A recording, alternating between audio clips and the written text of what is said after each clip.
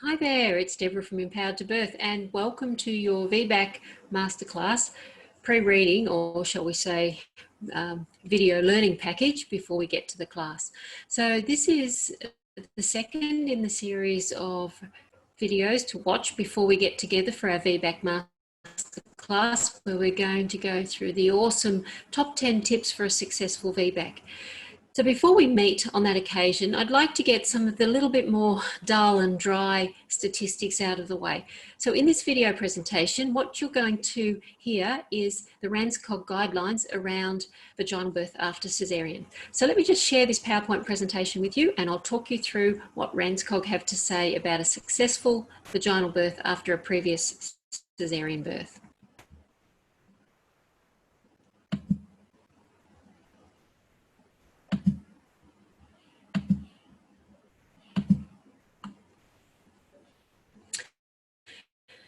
So who are Ranzcog?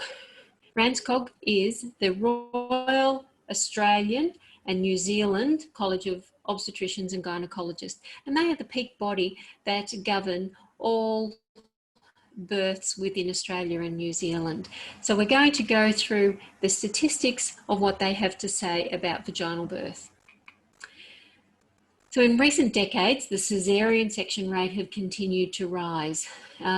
Statistics from 2015, and that is current today, 33% of births in Australia are caesareans, which at the moment is around about 34%. And in New Zealand, the birth rate for caesareans is around about 25.5%.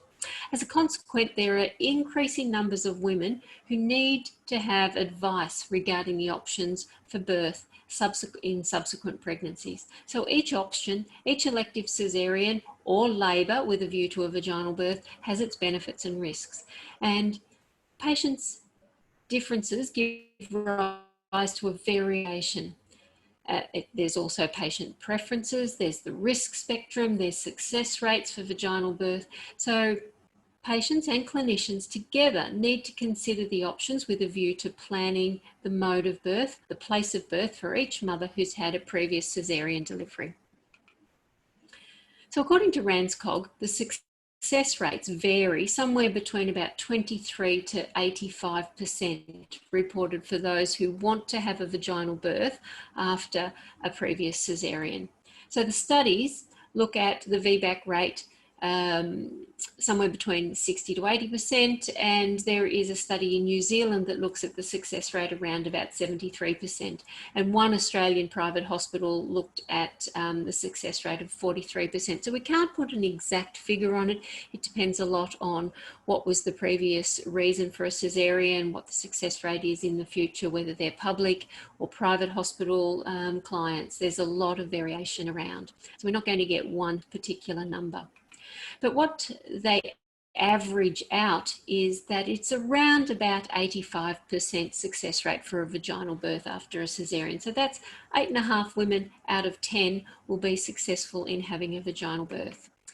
So some of the factors that reduce the success rate of having a vaginal birth is if the previous caesarean was for dystocia, or that is that the labour stalled or the labour stopped, or there was some kind of reason that labour didn't continue, whether it be the baby was stuck or the cervix didn't open any further. So that reduces the success rate. If this current labour is induced, that reduces the success rate. If there's existing issues with the baby, with the placenta, or if mum has maternal medical conditions associated with her pregnancy, this current pregnancy, that reduces her success rate.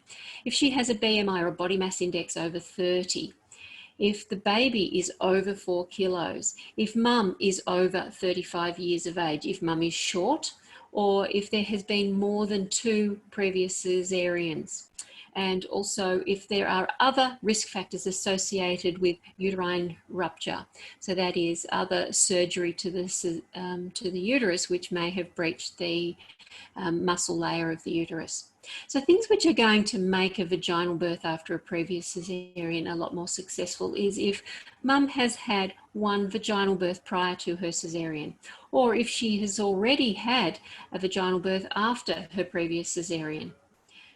Another thing that it favours success for a vaginal birth is if mum's labour starts spontaneously and if her pregnancy has been uncomplicated, as in there's been no other risk factors with her pregnancy. The Ranzcog guidelines recommend that women should birth in a facility which has access to a adequate birthing suite and an operating theatre. So they have access to 24-hour-a-day obstetric care, neonatal care, paediatric care, anaesthetic team on standby, and an operating theatre on standby. They also recommend that women attend hospital early in their labour so that they can be monitored all the way through their labour, and that all members of the team are notified that there is a woman in the hospital who is labouring after a previous caesarean, so everybody is on the same page and knows where that woman is up to for her safety. They recommend continuous midwifery support, so that is a mother is being monitored by a midwife at all times during her labour, and she is also having her baby monitored all the way through that labour with constant monitoring of the baby's heartbeat at all times. The recommendation is also for intravenous access once her labour has established, so having an IV bung in her hand during labour. They recommend to restrict oral intake to clear fluids and be vigilant in assessing the progress of the woman with vaginal examinations every 4 hours once she is in active labour, and more frequent as she gets towards full dilation. So that is 2 hourly from 7 centimetres onwards. And mum needs to be making evidence of progress throughout her labour, that is, that her cervix is opening at a fairly constant rate, both in the first stage of labour and then in the second stage of labour, that the baby is descending into the pelvis and moving through the process ready to be born.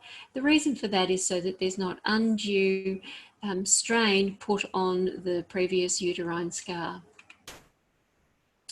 Talking about uterine scar, there is a lot of signs that may be occurring and things that midwives would be looking out for during the woman's labour. It used to be said that having an epidural will mask the signs of uterus rupture, but that is not the case. A competent midwife will be able to see the signs of a uterus rupture with or without an epidural in place. So pain is not the only indicator.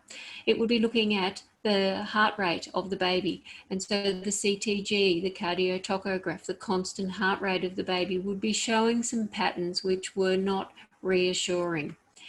Mum may experience pain between contractions, but she may also describe pain either in her chest or in the tips of her shoulders. So not necessarily describing the pain in the area where the scar is.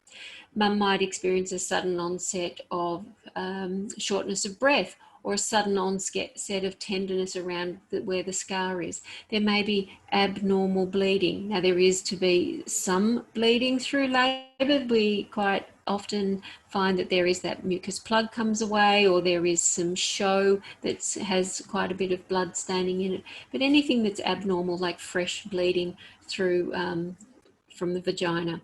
If the uterus was contracting very efficiently and all of a sudden those contractions started to slow down, it's the body's way of stalling when there is danger. So we would have to look at what is the integrity of that previous uterine scar. Mum would also show signs of shock. So her heart rate would go up, her blood pressure would go down. And if we were doing vaginal examinations and we could feel the baby's head descending, there might be a loss of being able to feel that on a vaginal examination. Now, I think it's very important that when we're talking to women about their success of a vaginal birth, that our language is very important, both as the care providers who are talking to women, but also with women talking about themselves and their preparation and their outlook on their birth. And our mind can't tell whether we're talking negatively or positively. It doesn't hear that word not. So if we want to have a successful vaginal birth, we have to focus on what we want. if we're focusing on what we don't want, we are much more likely to achieve what our mind is focusing on. So for a woman to have a successful vaginal birth, she needs to be well educated about the risks and the benefits and weighing up all the pros and cons, making her decision whether she would like to have a repeat cesarean birth or whether she would like to attempt a vaginal birth. So when she has made that decision, getting all her education and working towards her goal and using positive language. And that is one of the most important tools in preparation for her labour and birth, is knowing what her options are and being proactively educated and preparing for that vaginal birth. So thank you very much for listening to the statistics around the Ranzcog guidelines for a vaginal birth, and I look forward to sharing more with you when we get to our VBAC Master-Class, where we discuss the top 10 tips for a successful vaginal birth after a previous cesarean. So if you haven't already booked in for the class, you can find my details on either Empowered to Birth Facebook page, Empowered to Birth website, or Instagram, and you can contact me and I will send you an application form for the next VBAC Masterclass. So thank you very much for listening to this and the other video we have in preparation for your VBAC Masterclass. Bye for now.